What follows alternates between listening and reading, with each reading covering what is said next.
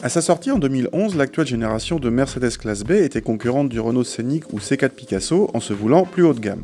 Mais depuis l'arrivée de la BMW Active série de Tourer, la Mercedes a trouvé un concurrent direct.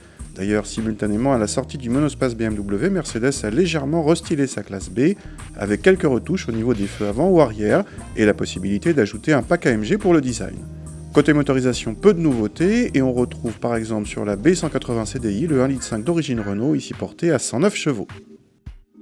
A l'intérieur, on note de petites évolutions comme un nouveau volant, et les graphismes ont évolué sur l'écran central. L'intégration de cet écran central non tactile au bord épais prête toujours à caution, mais la qualité de présentation est flatteuse, même si la série 2 Active Tourer fait plus cossu. À l'arrière, l'habitabilité est dans la bonne moyenne de la catégorie, équivalente à celle du monospace BMW. Il n'y a pas de siège individuel, mais une banquette, coulissante en 2/3/1 uniquement en option. Le coffre est légèrement supérieur en volume à celui de la BMW, mais très loin de celui d'un C4 Picasso. Le petit 1,5 litre se montre très discret au démarrage et le reste par la suite.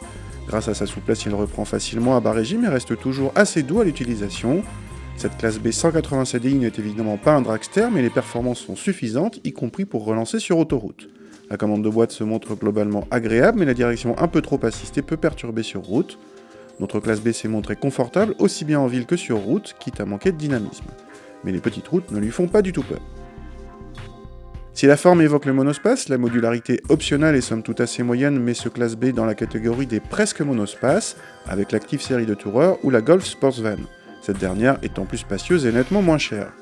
Du coup, cette classe B se retrouve cernée entre d'un côté les vrais monospaces, moins chers, plus modulables et plus spacieux pour la plupart, et de l'autre côté l'Active série de Tourer, plus flatteur. Difficile pour lui de trouver sa place, surtout avec un prix aussi élevé, mention bien en revanche pour la consommation très raisonnable.